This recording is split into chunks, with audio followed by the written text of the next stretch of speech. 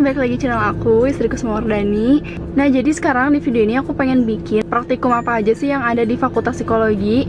Karena cukup banyak banget sih kalau praktikum di univ aku ya, tapi kalau di univ lain aku kurang tahu. Dan sebelum nonton videonya, jangan lupa dulu di like, comment, and subscribe. Karena di video selanjutnya aku bakal bikin lagi tentang Psy Talk atau Psychology Talk. Oh ya, maaf banget aku di sini bikin videonya sambil di dalam mobil, soalnya di rumah aku tuh lagi ada renov gitu, jadi nanti pasti berisik banget.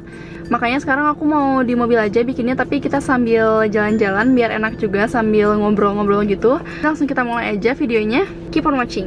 Ya, langsung kita mulai aja ya. Jadi aku mau cerita dulu. Untuk praktikum yang pertama itu ada di semester 3. Praktikum yang pertama itu adalah matkulnya observasi psikologi. Jadi kalau misalkan kalian yang sebelumnya belum pernah nonton video aku yang persiapan masuk psikologi sama yang pengalaman psikologi, mending kalian nonton dulu yang episode 1 sama 2-nya biar nyambung juga ke video yang sekarang gitu. Nah, jadi di observasi psikologi itu aku sebenarnya udah jelasin juga. Cuman kalau di video ini aku bakal jelasin lagi lebih rinci. Jadi kalau yang di observasi psikologi itu kita tuh mengobservasi dari anak kecil, terus juga yang usianya sedang kayak umur se-SD gitu. Terus kita ngobservasi yang dewasa juga. Jadi kalau untuk yang anak kecil kita tuh ngobservasi kayak kematangan motorik dia, motorik halus sama motorik kasarnya gimana. Kayak misalkan contohnya kita tuh ngobservasi anak itu tuh lagi ngegambar, terus lagi nulis. Nah, dari menggambar dan menulis itu kira-kira motoriknya udah matang atau belum. Nah, kita kalau ngobservasi anak kecil kayak gitu. Kalau misalkan ngobservasi yang anak SD itu nggak beda jauh. Jadi kalau untuk yang anak kecil lebih banyak ke motorik halusnya, tapi kalau buat yang anak yang umur SD gitu lebih banyak untuk motorik kasarnya ngobservasinya. Kalau untuk yang dewasa, kita ngobservasi dia lagi berbincang-bincang dalam suatu kelompok.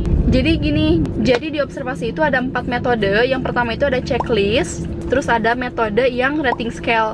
Kalau rating scale itu kayak misalkan kadang-kadang, tidak pernah, pernah, suka, tidak suka. Kalau untuk yang metode participation chart, nah ini participation chart ini yang untuk kelompok. Nah, kalau untuk yang naratif, itu kita bercerita, namanya juga naratif. Jadi kayak kita mendeskripsikan perilaku. Untuk yang checklist itu buat yang OP yang anak kecil itu. Kalau buat yang rating scale itu buat yang anak SD. Kalau buat yang participation chart itu buat yang OP orang dewasa. Jadi OP orang dewasanya mahasiswa juga sih. Maksudnya bukan yang orang dewasa udah tua atau gimana gitu. Jadi kita nyari OP-nya yang masih mahasiswa. Kalau yang naratif kalau nggak salah itu yang mahasiswa juga kalau nggak salah ya. Maaf ya kalau misalkan aku agak lupa-lupa ingat. Itu udah lama banget sih, semester 3. Jadi ya udah agak lupa.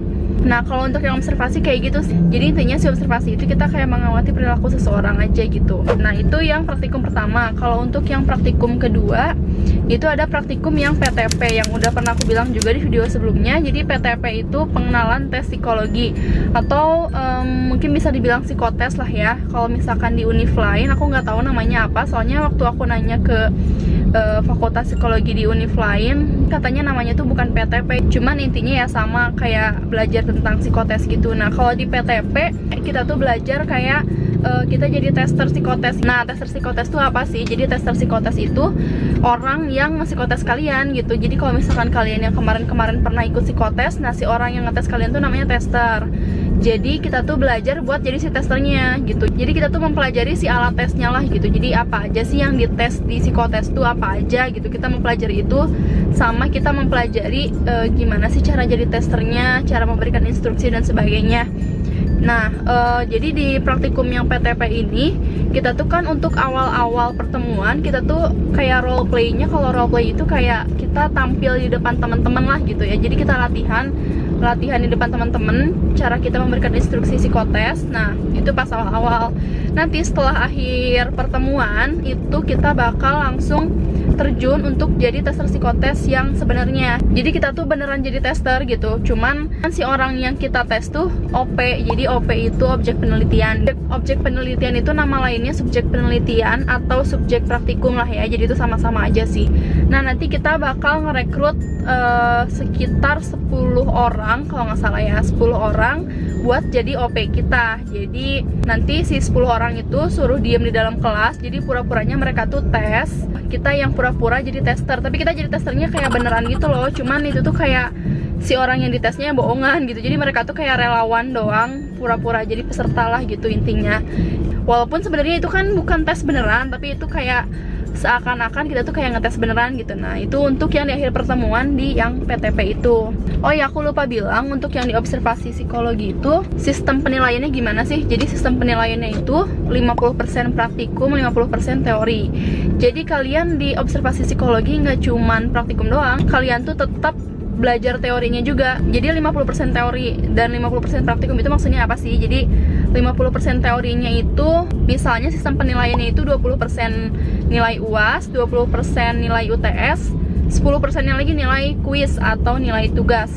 Nah, 50%-nya baru nilai praktikum. Jadi pure untuk nilai praktikum 50%-nya. Jadi kalau misalkan untuk matkul praktikum kayak observasi, PTP dan sebagainya, kalian emang harus ngebagusin nilainya itu di praktikumnya, jadi bukan di UAS atau bukan di UTS gitu. Jadi khusus untuk matkul yang praktikum, kalian harus bagus di praktikumnya, karena itu kan nilainya juga gede kan, 50%. Jadi kalian harus bagusin di praktikumnya gitu. Ya, tapi jangan sampai UAS dan UTS-nya jelek juga. Maksudnya ya kalian tetap harus fokus juga di UAS sama UTS, tapi jangan sampai nilai praktikumnya tuh jelek gitu. Nah, untuk yang matkul ketiga itu di semester 4 kalau nggak salah. Jadi intinya di fakultas aku tuh satu semester itu bisa 2 praktikum, ada yang nyampe 3 praktikum juga. Nah, buat selanjutnya ada praktikum wawancara. Ini kalau nggak salah di semester 4 atau 5 gitu ya. Jadi untuk praktikum wawancara itu kita ngewawancara orang. Nah, untuk OP di wawancara ini kalau nggak salah lebih banyaknya maba gitu. Jadi kita ngambil anak ya mahasiswa di bawah kita buat jadi OP kita, itu kalau nggak salah ya kayak gitu. Terus kita tuh ngewawancaranya itu macem-macem, kayak kita ngewawancara kehidupan sosial dia gimana. Nah, di wawancara ini yang harus diperhatiin adalah kita itu harus bikin si OP itu ngerasa nyaman sama kita, karena kita tuh kan di wawancara nanti kita bakal nanya-nanya tentang keluarga dia, terus nanya-nanya tentang kehidupan pertemanan dia, pokoknya kehidupan sosial, terus juga kehidupan perkuliahannya gimana. Makanya kita sebagai mahasiswa psikologi itu harus bisa bikin OP kita tuh nyaman gitu. Jadi sebelum hari H praktikum tuh ya seenggaknya kita tuh kayak pernah ngobrol dulu lah sama si OP-nya, kita ajakin ngobrol, terus atau enggak ya kita chat lah di line atau gimana gitu, biar kita tuh ngerasa deket sama OP kita, dan biar OP-nya juga ngerasa nyaman sama kita gitu, biar pas hari H praktikum tuh dia tuh terbuka gitu sama kita dan mau ngasih tahu apa yang ditanyain sama kita gitu. Nah, untuk selanjutnya ada praktikum Rosyah A. Ditulisnya tuh Rosyah tapi dibacanya tuh Rosyah gitu. Nah, Rosyah itu ada Rosyah A dan ada Rosyah B. Nah, untuk yang Rosyah A ini kita praktikum, tapi ada teorinya yang pernah aku bilang. Pokoknya kalau setiap kita praktikum pasti ada teorinya dulu, kita sambil belajar teori. Nah, tapi kalau untuk yang Rosyah B, kita pure untuk mempelajari teori, terus cara menginterpretasinya. Jadi kita di Rosyah B itu nggak praktikum gitu. Jadi untuk praktikum cuman di Rosyah A aja gitu. Nah, kalau untuk kalian yang maba 2018, Rosyah tuh jadi kayak matkul pilihan lah gitu, nggak semuanya mempelajari ini gitu. Nah, untuk yang di Rosyah ini kita itu praktikumnya ngapain sih? Jadi kita itu kayak mempelajari gimana sih bisa melihat kepribadian orang dari sebuah gambar. Jadi praktikumnya itu kayak kita tuh ngasih gambar ke orang, terus si orang itu harus mempersepsi si gambar itu. Kalau di Rosyah A kita tuh masih cuman nyatet-nyatet, oh dia jawabnya burung kita tulis, oh dia jawabnya ini kita tulis. Pokoknya kita deskripsiin aja apa yang dia katakan waktu ngelihat gambar itu, dan kita tuh belum nyampe ke tahap interpretasi, maksudnya belum ke tahap kita tuh ngejelasin kalau kepribadian dia tuh kayak gimana gitu. Nah, itu adanya di Rosyah. Nah, untuk praktikum selanjutnya ada tes intelijensi. Jadi di tes intelijensi ini ya kita ngetes intelijensi seseorang. Jadi bahasa lainnya mungkin bisa dibilang IQ. Jadi di tes intelijensi kita tuh ngetesnya itu kayak ngetes pengetahuan dia, ngetes kemampuan matematika dia. Jadi kalau untuk yang tes intelijensi sama yang tes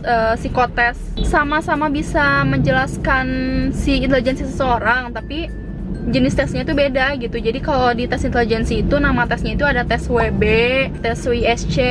Jadi ada 3 jenis gitu pokoknya tesnya. Jadi itu tuh beda sama psikotes. Kalau psikotes itu kan ngetesnya bareng-bareng, dalam satu kelas itu ada 20 orang lah, 45 orang lah. Nah, kalau untuk yang tes intelijensi ini kita ngetesnya itu langsung gitu, tatap muka sendiri-sendiri. Nah, jadi kalau di tes intelijensi ini OP-nya macam-macam juga. Jadi ada OP yang anak kecil, itu ada yang TK kalau nggak salah umurnya, mahasiswanya, terus ada yang anak SD, terus ada yang mahasiswa. Terus sudah tes intelijensi di semester 6 ada praktikum OBIN. Jadi OBIN itu singkatan dari observasi interview. Sebelumnya udah pernah aku jelasin, tadi ada praktikum yang observasi sama ada praktikum wawancara atau praktikum interview.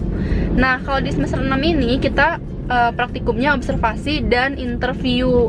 Jadi kayak digabungin gitu, observasi dan interview. Nah, untuk yang terakhir ada praktikum tes anak. Jadi untuk tes anak ini OP-nya khusus anak-anak. Seingat aku ada 2 jenis di sini, yaitu ada CAT dan HTP. Nah, aku mau ngasih saran kalau buat OP anak kecil itu kita tuh harus pandai-pandai ngerayu si anak itu gitu. Karena kan kalau anak kecil tuh gampang rewel, gampang bosenan. Dan tesnya itu lumayan lama juga, kayak hampir setengah jam sampai 1 jam lah. Itu kan tergantung kita juga. Jadi pinter-pinter kita lah ngatur si anak kecilnya itu biar nyaman sama kita, terus juga biar anak kecilnya itu terbuka sama kita, biar dia tuh ngejawab apa yang ditanya sama kita gitu pas nanti tesnya. Nah, biasanya kalau ke anak kecil tuh selalu ngasih mainan. Mending pas sebelum praktikum kalian tuh kayak ngasih dulu makanan ringan lah gitu ke anak kecilnya, dan nanti pas setelah praktikum baru kalian kasih mainan ke anak kecilnya. Jadi jadikanlah si mainan itu tuh sebagai reward buat anak kecil itu gitu, biar mereka tuh semangat gitu praktikumnya. Jadi setelah praktikum kasih tahu aja ke mereka nanti kalau misalkan ade ikut main sama kakak, nanti ade bakal dapat mainan gitu. Kalau misalkan nanti kalian udah jadi, kan sekarang kalian jadi maba kan ya, udah mau jadi maba 2018. Nah, saran dari aku kalau misalkan ada kakak tingkat yang nyuruh kalian jadi OP, terus ngajakin kalian jadi OP apapun, jangan sampai nolak gitu. Kasian juga sih cuttingnya gitu. Jadi kalau nyari OP itu susah, karena kan orang mikirnya mungkin kalau jadi OP ngapain juga capek-capek gitu ya, terus kita kayak nggak dapet apa-apa gitu. Nah, kalau kalian anak maba psikologi, menurut aku jangan sampai nolak jadi OP, karena itu kan buat pengalaman kalian juga. Jadi sebelum kalian nanti pas semester 3 atau 4 praktikum, kalian tuh udah tahu gitu si praktikum itu tuh kayak gimana. Jadi buat pengalaman kalian aja lah, terus buat nambah-nambah relasi sama cutting juga kan lumayan. Jadi ya jangan sampai nolak lah, itu rugi banget buat kalian dan kasihan juga buat cuttingnya gitu, karena susah banget nyari OP. Sebenarnya kalau jadi OP itu kalian nanti bakal dapat konsumsi juga kok. Biasanya ya kalau OP itu dikasihnya tuh McD loh, jadi bukan yang makanan yang ecek-ecek kayak cemilan doang. Karena prinsip di psikologi di fakultas aku tuh kita tuh harus mensejahterakan OP. Nah, dengan cara ya kita ngasih makanan gitu. Kalau zaman dulu ya sebelum angkatan aku kalau nggak salah, malah ada yang diajak ke kafe buat ditraktir. Cuman kan kalau sekarang kayaknya mikir lagi bakal ribet kalau kita harus ngajak ke kafe atau traktir atau gimana. Nah, makanya sekarang biasanya si konsumsinya itu di kolektif. Jadi satu kelas kita beli McD buat dikasihin ke OP gitu. Jadi kan biar lebih murah juga jatuhnya. Dan jangan PHP juga ya kalau jadi OP. Kalau misalkan kalian nggak bisa, mending dari H-3 maksimal kalian tuh harus ngabarin ke cuttingnya. Jadi ya kak, aku nggak bisa karena ada acara bla bla bla gitu kan. Kalau misalkan kalian ngabarinnya pas hari H, ya ampun itu gendek banget deh rasanya. Aku pernah ngerasain waktu itu kan aku pernah dapet OP, terus taunya dia ngebatalin pas hari H. Kita tuh kan pagi-pagi harusnya udah nyiapin buat praktikum kan, taunya si OP-nya nggak bisa. Bayangin dong, kita harus nyari OP pagi-pagi 10 menit sebelum praktikumnya mulai. Bayangin aja ya, nggak ribet banget kan, maksudnya susah, belum lagi stres lah jadinya. Jadi please buat kalian, kalau misalkan kalian nanti bakal jadi OP, jangan sampai kalau mau ngebatalin jadi OP tuh jangan ngedadak gitu. Jadi ya maksimal H-3 lah gitu kan.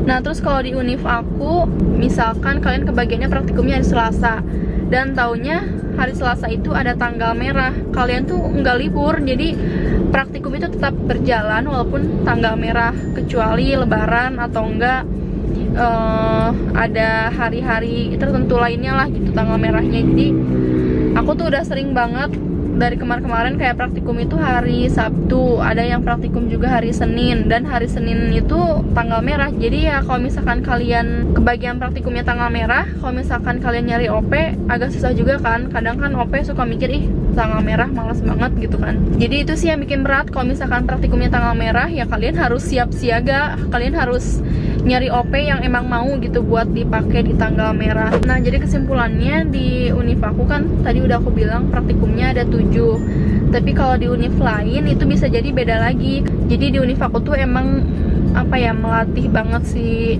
prakteknya gitu. Kalau di univ lain aku pernah denger malah katanya ada yang nggak ada praktek katanya. Kalau aku pribadi sih ya, aku jujur aku seneng kalau banyak praktek kayak gini karena aku orangnya lebih senang praktek daripada teori. Cuman yang bikin berat itu ya bikin laporannya, tapi kalau prakteknya sih seneng-seneng aja. Ya paling segini dulu aja videonya. Maaf banget kalau misalkan masih banyak kekurangan, karena aku juga sebenarnya nggak terlalu ingat semuanya, jadi ini seingat aku aja. Dan kalau misalkan dari kalian ada yang masih pengen ditanyain, komen aja di bawah, atau nggak bisa DM ke aku di Instagram. Kalau misalkan aku tahu ya aku jawab, kalau misalkan aku nggak tahu mungkin nggak aku jawab, karena aku juga masih mahasiswa, jadi belum menguasai semuanya lah gitu. Jadi cuman yang aku tahu doang. Ya paling segitu dulu aja. Semoga bermanfaat buat kalian videonya. See you on my next video, bye bye.